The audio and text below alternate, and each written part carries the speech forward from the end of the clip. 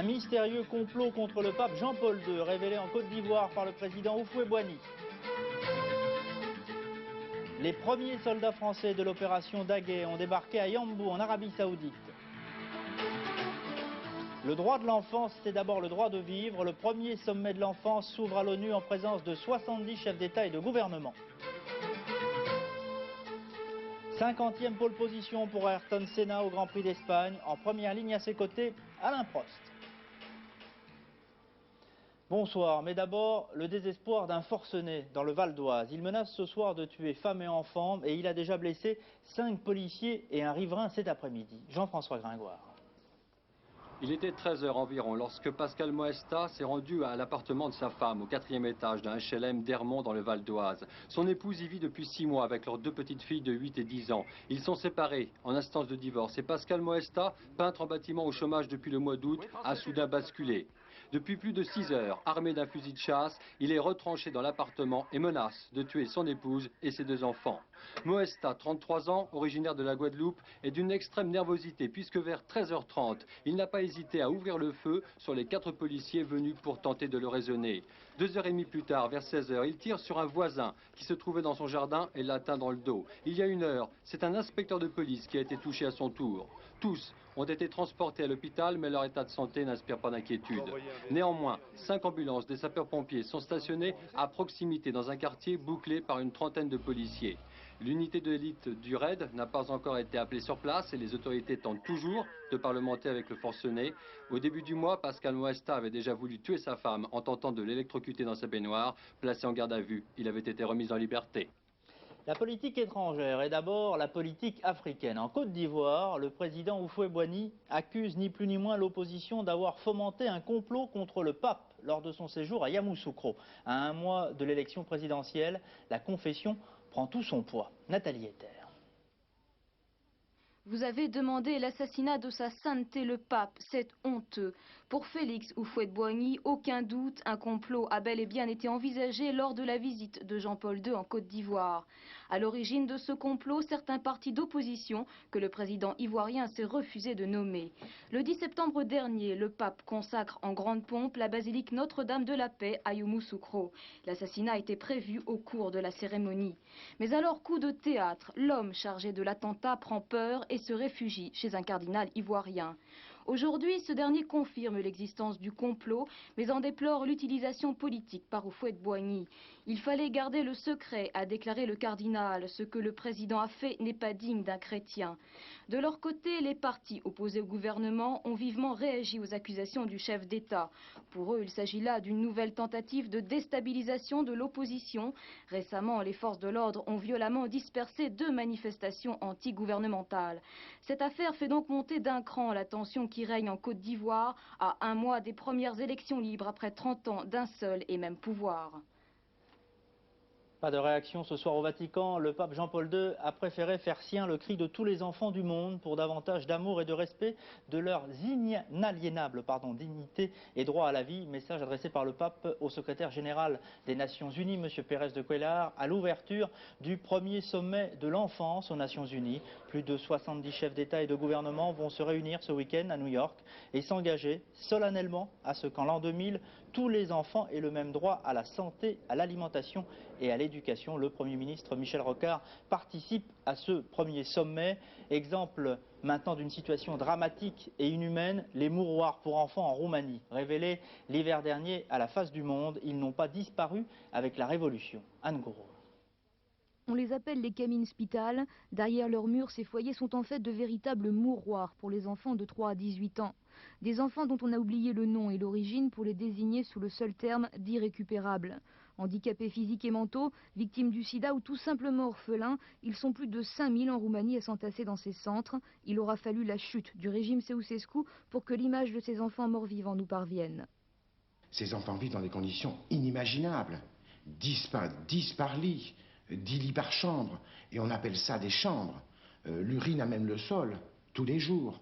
Ces enfants se nourrissent, leur lot quotidien, c'est de se nourrir avec du pain trempé dans de l'eau, à longueur d'année. Dans certains endroits, on n'a pas vu un médecin depuis près de 2 ans. 27 foyers ont été recensés par l'association Équilibre au cours de ses précédentes missions en Roumanie. Son objectif, trouver et envoyer 27 millions de francs et 27 médecins sur place, et ce, avant 3 mois.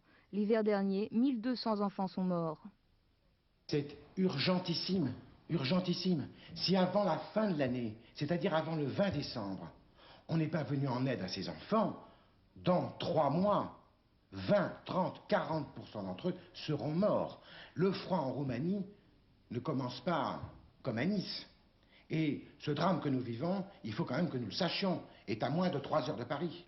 Le 20 octobre prochain, le Parlement européen devrait de son côté débloquer des fonds d'urgence pour les mouroirs roumains pour que les irrécupérables retrouvent leur droit à l'enfance. Dans le Golfe, les premiers légionnaires de l'armée française sont arrivés aujourd'hui en Arabie Saoudite après un voyage sans histoire à bord du car ferry le Corse à Yambou pour la 3, Béatrice Nivois. 11h30 ce matin, le port industriel de Yambou attend fébrilement l'accostage du ferry le Corse. Après 10 jours de mer, les 800 hommes du régiment étranger d'infanterie et du RIMA débarquent. Pendant 2 heures, les camions et les hommes se croisent sur les quais, direction un immense hangar que le gouvernement saoudien a remis à neuf dans la journée d'hier pour y accueillir les soldats français. Ils n'y passeront qu'une nuit. Demain, ils repartent vers Afar al-Batin, autrement dit Camp Khaled. 1100 km, 3 jours de route dans le désert, 40 degrés à l'ombre. D'ici le 1er octobre, ce sont 4200 hommes qui vont s'acheminer vers la frontière irakienne afin que l'opération Daguet se mette vraiment en place ici, en Arabie Saoudite. De Yambou, Béatrice Nivois, FR3. À Paris, quelques 5000 personnes ont manifesté cet après-midi à l'appel notamment de la jeunesse communiste, de la jeunesse ouvrière chrétienne, de l'UNEF, de la CGT et des Verts, contre, je cite, l'escalade dans le Golfe et pour demander l'ouverture de négociations. Quelques slogans au hasard, pétrole, dollar, essence, ce n'est pas ma guerre, je ne veux pas la faire, ou encore solution pacifique, retour des soldats français. C'est ce qu'ont donc scandé les manifestants, parmi lesquels on a reconnu Madame Gisèle Moreau du Parti communiste, Antoine Wechter pour les Verts, Alain Krivine de la LCR ou encore Arlette Laguillet de Lutte ouvrière. Solidarité oblige, les gouvernements et le patronat français vont agir ensemble pour régler un double problème, celui des salariés retenus en otage et celui des entreprises qui travaillaient uniquement avec l'Irak et avec le Koweït. Les principales mesures expliquées par Bernard Ségara. Sur quelques 200 entreprises françaises travaillant pour les pays du Golfe, à ce jour, une trentaine ont des salariés otages. Le ministère du Travail et une cellule Golfe règlent d'ores et déjà avec ces entreprises et cas par cas le moyen d'assurer le maintien des contrats de travail et le paiement intégral des salaires. Restent les frais d'hôtel des otages. Les comptes bancaires locaux des entreprises n'étant plus approvisionnés, se pose un problème qui ne pourra trouver de solution que par la voie diplomatique. À titre d'exemple, ces frais s'élèvent pour une entreprise employant 70 personnes à 10 millions de francs par mois. Enfin, il y a les entreprises travaillant comme celle-ci pour l'Irak, à court de contrat et qui risquent de mettre la clé sous la porte. Médicis est complètement saigné à la fois par les impayés autour du 1er août et par la perte totale de marché. Il est évident qu'on ne va pas tenir longtemps. La cellule Golfe essaie de trouver avec ces entreprises des solutions, moratoires fiscaux, aides de trésorerie ou éventuellement marché de reconversion. Le CNPF vient de proposer la création d'un fonds de solidarité qui pourrait être financé conjointement par l'État et l'UNEDIC. La réponse à ce problème nouveau doit être à la hauteur des ambitions d'un pays qui vit de l'exportation. Les péripéties de l'unification allemande, après l'avortement et la sécurité sociale, c'est maintenant la nouvelle loi électorale qui s'annonce différente à l'ouest et à l'est. Jugée anticonstitutionnelle, cette loi pourrait obliger Bonn à organiser des élections générales séparées le 2 décembre prochain. Les explications, Joël François Dumont. La Cour constitutionnelle de Karlsruhe a donc tranché. Les Allemands de l'Ouest et ceux de l'Est voteront bien ensemble le 2 décembre prochain, comme prévu.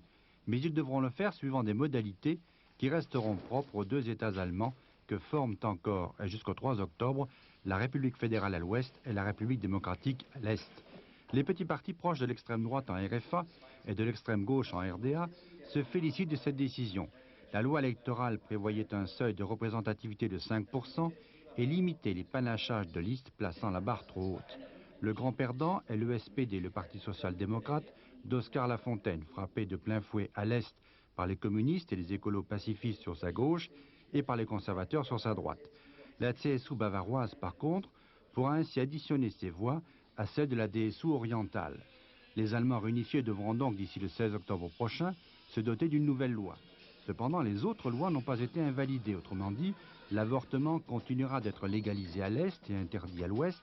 Une période transitoire est prévue pour que dans un délai de 2 à 3 ans, les Allemands fédérés aient les mêmes lois sociales et économiques dans toute l'Allemagne, du nord au sud et surtout d'est en ouest.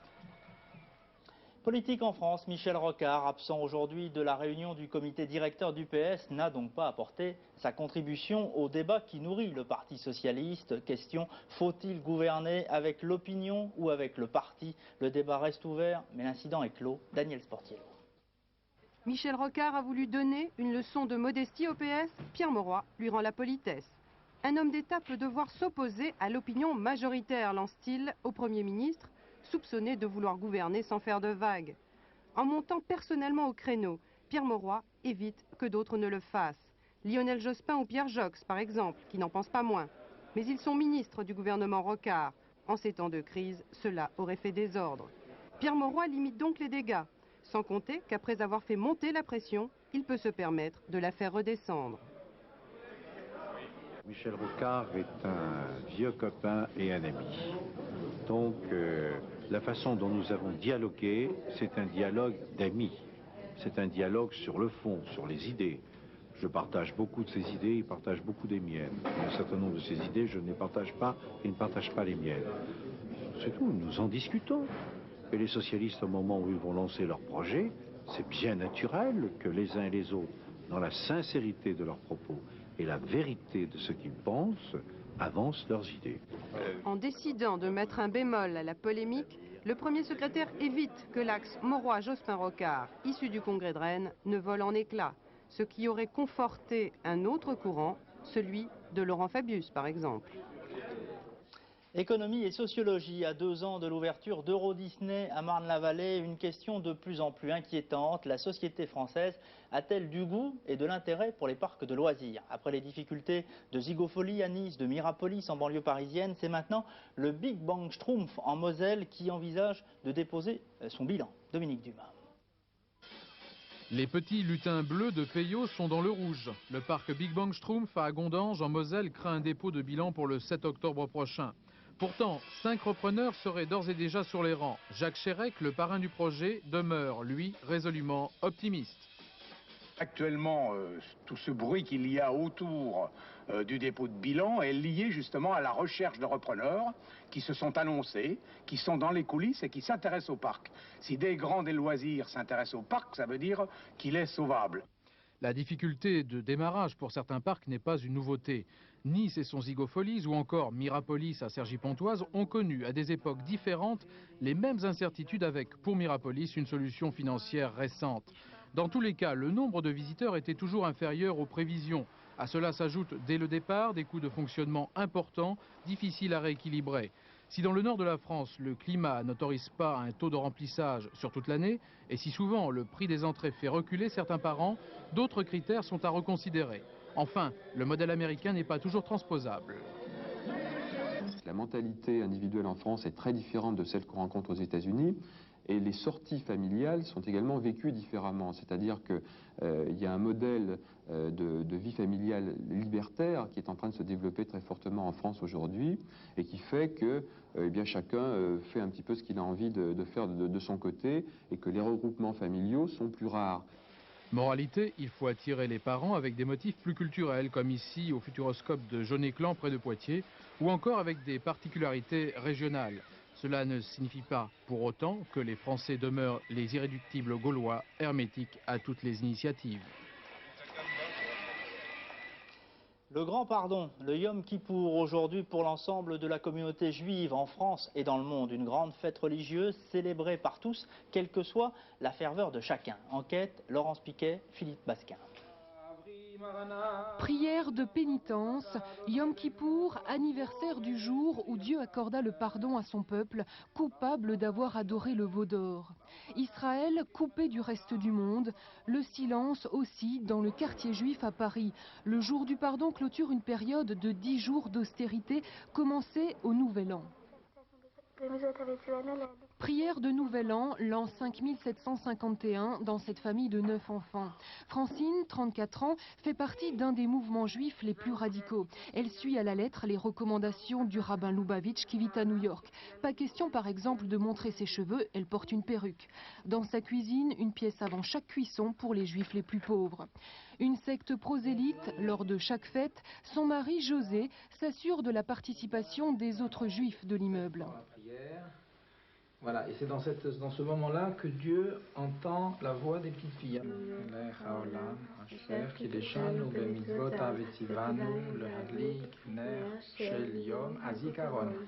Symbole de cette nouvelle année, des chaussures neuves pour chaque enfant. Des pains ronds, symbole de l'infini, une tête de poisson, la tête symbole de l'élite morale. Ici, dans cette famille de juifs libéraux, le même souci d'observer la loi juive. Une coupe de miel pour se souhaiter une année douce et sucrée. 10 jours de pénitence s'achèvent. Pour tous, la tradition est primordiale. Ça me fait penser à mes parents et à toute ma famille qui a été déportée. Une fois par an de faire un bilan, c'est pas mal du tout, c'est très très important. Est-ce que tu peux nous dire, toi, ce que tu vas prendre comme bonne résolution? De bien travailler, d'être sérieux. Tu n'es pas sérieux là? Non. Fin du Yom Kippour ce soir à l'apparition des premières étoiles, la fin du jeûne, bientôt de nouvelles fêtes moins austères. Les sports, Formule 1, 50e pole position pour le pilote brésilien Ayrton Senna, demain sur le circuit de Jerez en Espagne. Senna a réalisé le meilleur temps juste devant Alain Prost, voilà pour la première ligne. En deuxième ligne, on retrouvera une autre Ferrari, celle de Nigel Mansell, et puis la Tyrrell Ford de Jean Alesi. Troisième ligne, Berger sur la McLaren et Patrese. Enfin, en quatrième ligne, Boutsen et Piquet. C'est aussi la sécurité des pilotes qui sera en jeu demain sur ce circuit réputé dangereux de Jerez. Dernier exemple hier avec l'accident de l'Irlandais Donnelly, Caroline Sims. Martin Donnelly recroquevillé sur la piste, il a été éjecté avec son harnais et son siège encore attaché à lui. Plus loin, les débris de sa Camel Lotus complètement désintégrés après avoir percuté de face le rail à 270 km/h. Il y a 8 ans, Gilles Villeneuve mourait du même genre d'accident. Autant dire que le jeune Donnelly est un miraculé, aidé en cela par les progrès réalisés en matière de sécurité sur les Formule 1. L'actuelle coque en carbone et Kevlar lui a certainement sauvé la vie, bien que pulvérisée, elle l'a suffisamment protégé. Même chose lors de l'accident de Derek Warwick, coéquipier de Donnelly, il y a 3 semaines à Monza. Jean-Marie Balestre a émis plusieurs propositions visant à renforcer la sécurité des pilotes. Entre autres, augmenter le poids minimum d'une Formule 1 à 540 kg au lieu des 505 actuels. Également accuser le circuit de Jerez. À l'endroit où la Lotus de Donnelly a percuté le rail, il n'y a aucune protection. Aujourd'hui, tous les pilotes ont réclamé que l'on y installe des pneus. Chose faite un peu tardivement. Le Grand Prix de Jerez risque de disparaître du calendrier la saison prochaine, comme le demandent depuis trop longtemps les pilotes. Puis en sport encore, je vous rappelle qu'hier soir, en match avancé de la 11e journée du championnat de France de football, l'Olympique de Marseille est allé gagner à Monaco 3-1. Marseille qui compte maintenant 5 points d'avance donc sur son rival monégasque. Avant de refermer ce journal, un détour par Dinard où s'est ouvert le Festival du cinéma britannique en présence de la comédienne Charlotte Rampling. Présentation de ce festival, Michel Vial. C'est principalement au tourisme anglais que Dinard doit son charme aussi désuet que haut de gamme. D'où l'idée des organisateurs de ce festival, renvoyer l'ascenseur en faisant de leur ville le rendez-vous annuel de la production cinématographique d'outre-Manche, avec ses films en avant-première, ses réalisateurs et ses stars nombreuses à avoir franchi le Channel. Entre autres Roger Moore, venu présenter Bullseye, Ben Kingsley, venu présenter The Children, et John Hurt, étonnant dans ses compositions de anti-héros. Je ne sais pas si c'est tout à fait vrai. J'ai choisi moi-même où je me suis trouvé à jouer des choses extraordinaires plutôt qu'ordinaires. Mais je pense que le travail du comédien, c'est de trouver de l'extraordinaire dans de l'ordinaire. Mais l'intérêt de ce festival est aussi de faire connaître le cinéma anglais, un vrai cinéma d'auteur qui a paradoxalement du mal à s'exporter. Ceci explique sans doute cela, le regard qu'il porte sur son propre pays est volontiers critique, voire caustique. Ainsi de Big Man de David Leland, un thriller sur fond de conflits sociaux. Je pense que nous avons besoin de cette sorte de vision critique sur la manière dont nous vivons, parce que nous vivons sur une île et les Anglais pensent toujours que s'ils viennent en France, leur niveau culturel va baisser. Il y a une sorte de rage de vivre de ces jeunes créateurs qui veulent que leur film se voit, mais bon, il n'y arrive pas. Donc ça donne une force aussi, une fureur de vaincre ce système. Mais au fond, c'est normal qu'ils ne soient pas soutenus par le gouvernement, parce qu'ils sont tellement critiques vis-à-vis de la société anglaise. Oui, mais est-ce que ça vient pas après? Ils sont critiques à cause de ce qui se passe. Le cinéma anglais possède bel et bien une identité originale et plutôt rugueuse. Il lui reste donc à trouver une réelle autonomie financière, sans doute grâce à l'Europe, afin de perpétuer son style différent et sans concession.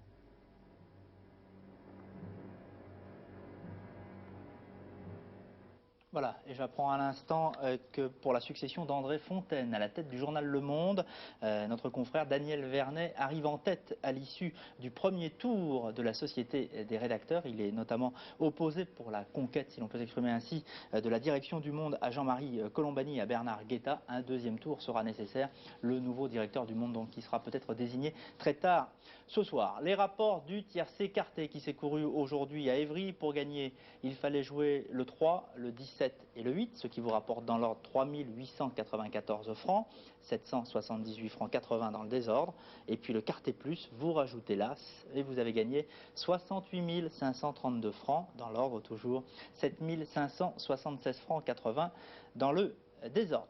Sachez aussi qu'en hommage au réalisateur Stelio Lorenzi, qui est décédé il y a 48 heures, FR3 a décidé de bouleverser ses programmes demain et de vous proposer à 20h30 les deux parties de ce magnifique téléfilm réalisé par Stelio Lorenzi, Les Rosenberg, donc à 20h35 demain soir. Grande soirée sur la 3 en hommage à Stelio Lorenzi. Dans un instant, la météo complète de Michel Touré. Et avant de reculer votre montre d'une heure cette nuit, je vous invite à un nouveau développement de l'information à 22h pour Soir 3. Très bon début de soirée.